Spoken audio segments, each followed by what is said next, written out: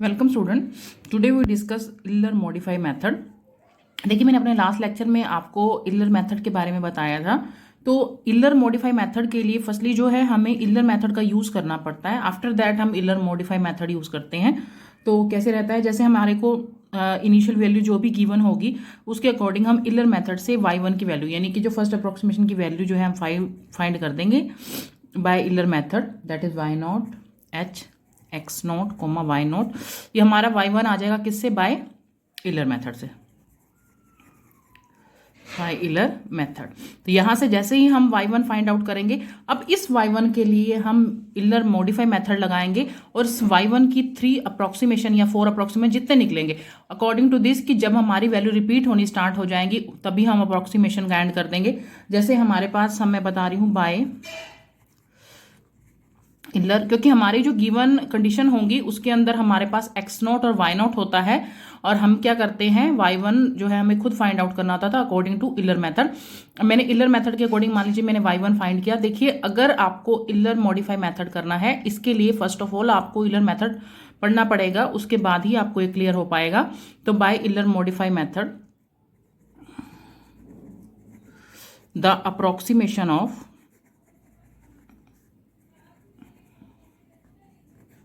y1 r। अब देखिए y1 की जब मैं अप्रोक्सीमेशन फाइंड आउट करूंगी तो that is y1।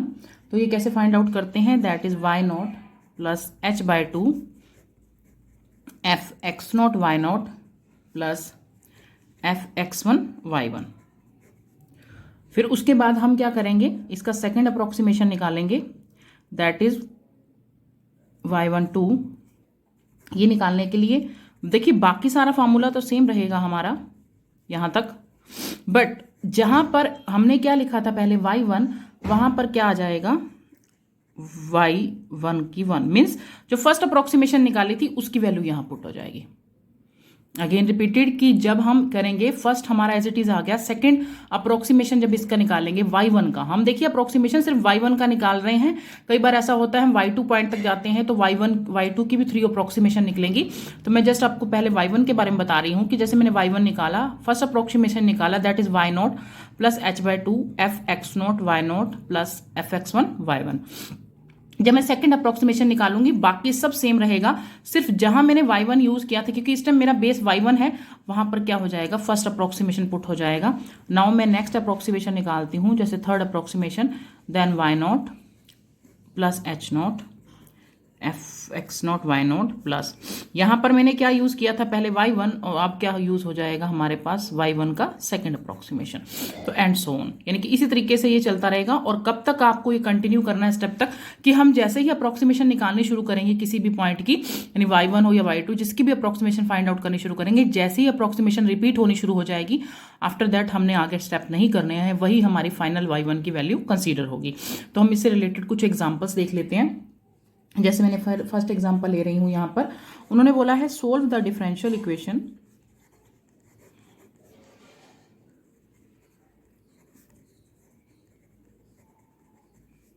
dy by d x minus x y square. हमारे पास y2 है at x is equal to 0 by modified Euler's method obtain y at x is equal to 0.2। देखिए मेरे पास x की value 0 है starting में, मुझे find कहाँ तक करनी है, 0.2 तक, ठीक है, यहां तक फाइंड आउट करनी है। तो अब हम कैसे करेंगे इसमें, तो मेरे पास देखो अब 0.2 तक करनी है। अब हम क्या करेंगे, हम लेट कर लेते हैं इसको n इज इक्वल टू 2। तो देखिए ये हो गया इनिशियल वैल्यू और ये होगी फाइनल वैल्यू। तो इनिशियल फाइनल अपॉन में क्या हो जाएगा n, तो हम इसका h निकाल सकते हैं। h क्या हो जाएगा 0.2 माइनस 0 अपॉन में n। तो 0.n मतलब हमारे पास कितना है, 2 है, तो 0.2 अपॉन 2 दैट इज 0.1। ये हमारे को गिवन था x इज इक्वल टू 0। और ये हमारे पास फाइंड करने के लिए बोला गया है कि मुझे 0.2 तक लेकर जाना है उसको। तो n मैंने कंसिडर, देखिए मैंने आपको बोला n हमें अपने अकॉर्डिंग ही लेना होगा, जिससे हम कुछ एक मतलब एग्जैक्ट वैल्यू निकाल सकें। जैसे मान लीजिए मैं इसको डिवाइड करती हूँ 0.1, अगर मान लीजिए मैं 3 पे करूंगी तो 1 पॉइंट समथिंग समथिंग आ जाएगा, तो वो इसकी बजाय आप ऐसी पॉइंट लीजिए जिससे हमारा जो एक फिक्स मतलब एग्जैक्ट वैल्यू आ जाए इसके ऊपर। तो हमने क्या किया, हमने अब हमारे पास इंटरवल क्या बन गया, पहला इंटरवल मेरा स्टार्ट होगा जब मैं x नोट लूंगी दैट इज 0, x1 हो जाएगा मेरा 0.1 और x2 हो जाएगा 0.2, क्योंकि हर बार मैंने इंटरवल कितने का लिया, 0.1 का। अब हमारे पास क्या है, देखिए y नोट कितना है, दैट इज 2, क्योंकि हमारे पास स्टार्टिंग की वैल्यू कितनी थी 2। हमारे पास y1 जो है हमें फाइंड करना है और y2 भी हमें फाइंड करना है। तो अब हम पहले हमारा प्रोसीजर कहाँ किसके लिए रहेगा, y1 के लिए। मैंने आपको बोला था, यही मैं बताना चाहती थी आपको कि जैसे मेरे पास अब यहाँ पर y1 है तो y1 के लिए 3 स्टेप्स हो जाएंगे, जब 3 या 4 जो वटेवर जो भी बनेंगे, और इसी तरह y2 के लिए बनेंगे, क्योंकि मुझे वैल्यू सिर्फ y1 की नहीं निकालनी, अप्रॉक्सीमेशन इलर मॉडिफाई के लिए y2 के लिए भी फाइंड करना है। तो पहले मैं जो है y1 के लिए करती हूँ, तो मैं पहले कौन सा मेथड यूज करूंगी, मैंने अभी आपको बताया बाय इलर्स मेथड। तो इलर्स मेथड का फॉर्मूला होता है y1 y naught h f x not y not. तो y नॉट देखिए मैंने सब कुछ आपको क्लियरली लिख दिया है कि y नॉट क्या है हमारे पास, y नॉट h, मैं यहाँ फंक्शन लिख देती हूँ पहले। देखिए हमारा फंक्शन है x y स्क्वेयर, तो यहाँ पर क्या हो जाएगा माइनस ऑफ x नॉट और y नॉट का स्क्वेयर। देखिए बार बार वैल्यू पुट करने की बजाय आप यहाँ पर ही फंक्शन पुट कर दीजिएगा और यहाँ वैल्यू, क्योंकि जैसे मान लीजिए यहाँ x प्लस वाई होता तो मैं x not plus y not लिख देती, यहाँ x y का स्क्वायर तो मैंने लिखा x नोट और y नोट का स्क्वायर। अब सब्स्टिट्यूट कर दीजिए वैल्यू, तो y नोट अपने पास कितना था 2, h कितना है 0.1, x नोट है 0 और y नोट है 2 का स्क्वायर दैट इज 4। तो अब से ये सारा तो क्या हो गया 0 हो गया, तो मेरे पास वैल्यू कितनी आ गई y1 की 2, यानी हमारे पास y1 किससे फाइंड कर लिया, इलर मेथड से। यही मैंने आपको बोला था कि हमें अप्रॉक्सीमेशन निकालनी है, तो उसके लिए पहले हमें y1 चाहिए, और y1 हम किससे मेथड से फाइंड करेंगे, इलर मेथड से। अब हम अप्लाई करेंगे, इसकी 3 अप्रॉक्सीमेशन निकालेंगे, किसकी, y1 की, बाय इलर मॉडिफाई मेथड से। Now bye Euler's modify method, तो किसकी अप्रोक्सीमेशन निकाल रहे हैं, y1 की, अप्रोक्सीमेशन ऑफ y1। तो y1 की अप्रोक्सीमेशन के लिए मैंने आपको बताया था ये आएगा y1, यानी फर्स्ट की ही निकाल रहे हैं, तो यहाँ पर क्या आ जाएगा y not plus h by 2 f x not y not plus f x1 y1। First time तो मैंने यही बोला था आपको, बेसिक ही निकलेगा, तो y not plus h by 2, यहाँ मैं फंक्शन पुट कर रही हूँ, फंक्शन था हमारा x नॉट y नॉट का स्क्वायर विद नेगेटिव साइन, और यहाँ आएगा x1 y1 का स्क्वायर विद नेगेटिव साइन। मैंने फंक्शन पुट कर दिया है, हमारा function f x y given था, इसके अंदर x y स्क्वायर ये था ना, तो यहाँ मैंने वैल्यू पुट कर दिया इसकी। नाउ अब हम क्या करेंगे, अब सब्स्टिट्यूट कर लेंगे सबकी वैल्यू। मैं इसमें y नोट की वैल्यू पुट कर रही हूँ, y नोट की जो वैल्यू थी हमारे पास कितनी थी 2, h की थी 0.1 बाय में 2, x नोट कितना था दैट इज 0 और ये था 2 का स्क्वायर यानी 4,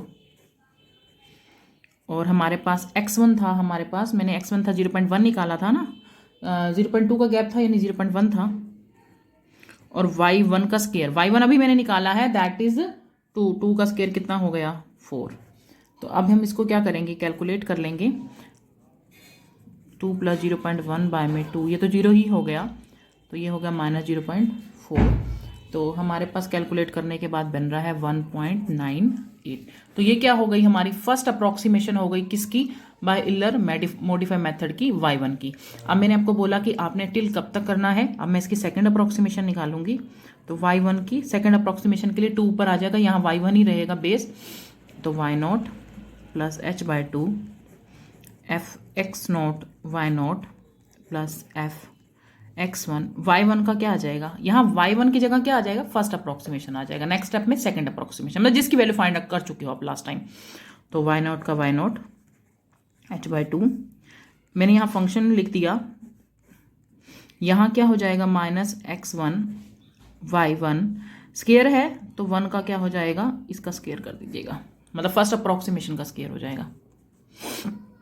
तो वाई नॉट कितना था मेरे पास 2, एच था 0.1, और ये तो मेरा फर्स्ट स्टेप में हर बार ही 0 आ रहा है क्योंकि 0 है, ए की वैल्यू वाई नॉट की वैल्यू तो 4 आ रही है और एक्स नॉट हमारा बेस हमारा 0 था तो 0 ही आएगा। अब हमारे पास x1 की वैल्यू जो थी वो थी 0.1 और अप्रॉक्सीमेशन कितना निकला था 1.98 का होल स्क्वायर। ये मैंने फिर से वैल्यू पुट कर दी, तो after calculating this value we get 1.9804। अब देखो ये भी अभी सेम नहीं आई है हमारे पास, मैं नेक्स्ट निकालूंगी, यानी हम क्या करेंगे, थर्ड अप्रॉक्सीमेशन फाइंड करेंगे, that is y not h/2 f x not y not x1। यहाँ फर्स्ट अप्रोक्सीमेशन करा था मैंने, अब मैं क्या करूंगी, सेकंड अप्रोक्सीमेशन लिखूंगी यहाँ पे। फिर से हम क्या करेंगे, इसके अंदर फंक्शन की वैल्यू पुट कर देंगे, जो मेरा फंक्शन था means x not y not का स्क्वायर, और यहाँ आएगा x1, यहाँ y1 की अप्रोक्सीमेशन 2 का स्क्वायर हो जाएगा। ठीक है, अब फिर से वैल्यू पुट करेंगे, वाई नॉट कितना था, ये तो बेसिक से शुरू से ही चला आ रहा है 2, h था 0.2, दिस इज अगेन 0 क्योंकि मैंने कहा एफ एक्स नॉट तो 0 ही आ रहा है हर बार ही, तो यहाँ पर x1 था 0.1 और अब अप्रोक्सीमेशन कितना निकला था ये यहाँ पे, यानी y1 इसका अप्रोक्सीमेशन हमने वैल्यू यहाँ y1 2 की सेकंड अप्रोक्सीमेशन की वैल्यू पुट करनी है ना, तो ये आ गया 1.9804 का स्क्वायर। तो अब आप इसको कैलकुलेट कर दीजिए, तो हमारे पास जैसे ही हम इसको कैलकुलेट करेंगे तो हमारे पास आएगा 1.9804 का होल स्क्वायर। तो इसको कैलकुलेट करने के बाद 2 में से माइनस करेंगे तो हमारे पास आ रही है वैल्यू अगेन 1.9804। मैंने किया फर्स्ट स्टेप में आई 1.98, सेकंड में किया 1.9804, फिर आई 1.9804, तो अगेन सेम रिपीटेड हो गई है। तो thus we take y1 is equal to 1.9804, ठीक है, एंड प्रोसीड टू y2। अब हम क्या फाइंड करेंगे, y2 फाइंड करेंगे क्योंकि y1 तो हमें मिल गया। अब y2 जब हमने फाइंड करना है तो फिर से हम क्या लगाएंगे, इलर मेथड लगाएंगे, क्योंकि देखो इलर मेथड में मैंने आपको बताया कि हम क्या करते थे, y1 निकालते थे फिर y2 निकालते थे। जब y1 निकालते थे तो y नॉट और x not y not use होता था, ये देखिए ना यहाँ पे। जब हम इलर मेथड y1 के लिए निकालते हैं तो ये यूज होता है, और y2 के लिए निकालेंगे तो यहाँ पर ऐसे यूज हो जाएगा, यहाँ y1 आ जाएगा, ये y2 के लिए है तो यूज हो जाएगा। इस तरीके से y3 निकालेंगे तो एंड सो ऑन, आगे आगे स्टेप बढ़ते जाएंगे। तो अब हमने क्या निकाल दिया, y1 निकाल दिया। अब हम इलर मेथड किसके लिए करेंगे, y2 के लिए। तो y2 के लिए मैं इलर मेथड यूज कर रही हूँ, बाय इलर मेथड। तो मैं निकालने जा रही हूँ y2, तो y2 that is y1 plus h x1 y1। तो y1 कितना है हमारे पास 1.9804, h है 0.1, और यहाँ पर हमारे पास वही आ जाएगा x1 y1 का स्क्वायर, 1.9801 प्लस 0.1। तो x1 कितना था हमारे पास 0.1 था, और यहाँ पर इसका स्क्वायर हो जाएगा 1.9804 का होल स्क्वायर। तो ये इसको कैलकुलेट कर देंगे, कैलकुलेट करने के बाद जो हमारे पास वैल्यू आ रही है दैट इज 1.9412। ये हमारे पास वैल्यू होगी, किसकी आ गई, y2 की। और मैंने क्या कहा था, ये तो इलर मेथड निकालना। अब हम क्या करेंगे, इसकी अप्रोक्सीमेशन फाइंड आउट करेंगे। कैसे, first approximation, second, third and so on. तो मैं इसकी अप्रोक्सीमेशन निकालूंगी, क्योंकि मेरे पास देखिए y पहले मैंने निकाला y1, फिर उसकी 3 अप्रोक्सीमेशन निकाली मॉडिफाई से, अब मैंने निकाला y2, अब इसकी भी 3 अप्रोक्सीमेशन निकालनी पड़ेंगी हमें। नो देखिए हमारे पास क्या आ गया, इलर बाय इलर्स मेथड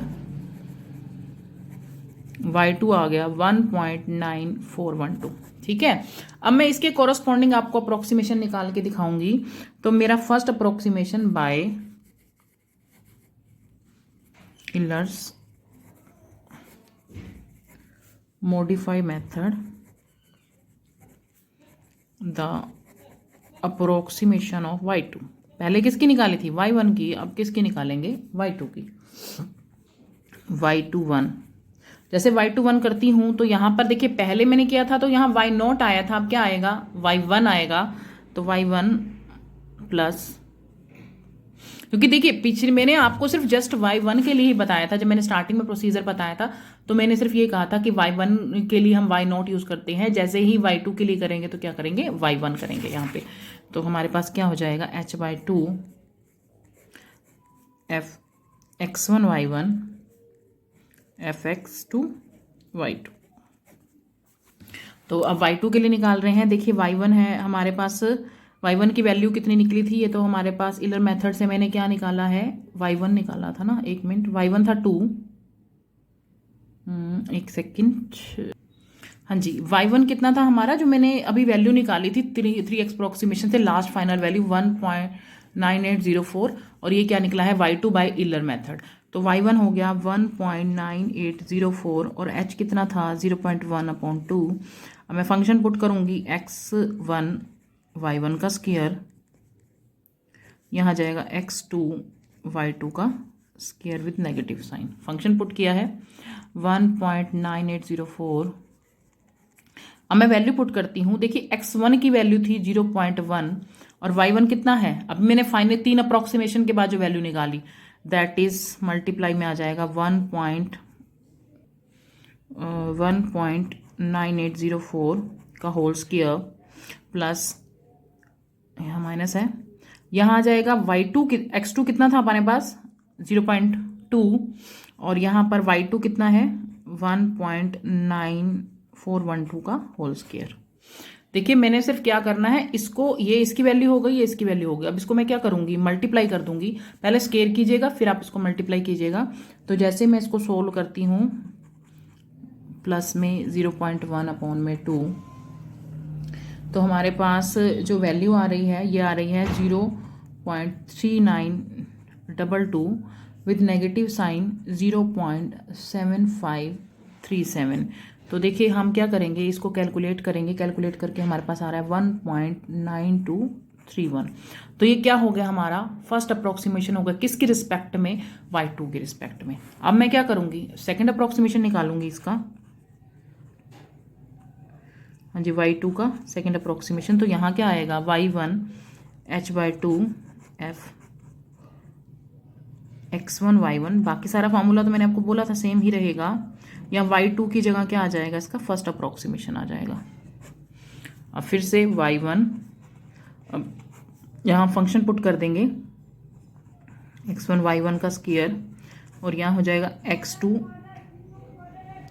y21 का होल स्क्वायर। यहाँ अप्रोक्सीमेशन लिखा ना मैंने फर्स्ट, तो उसका भी होल स्क्वायर हो जाएगा। अब मैं वैल्यू सब्स्टिट्यूट करती हूँ।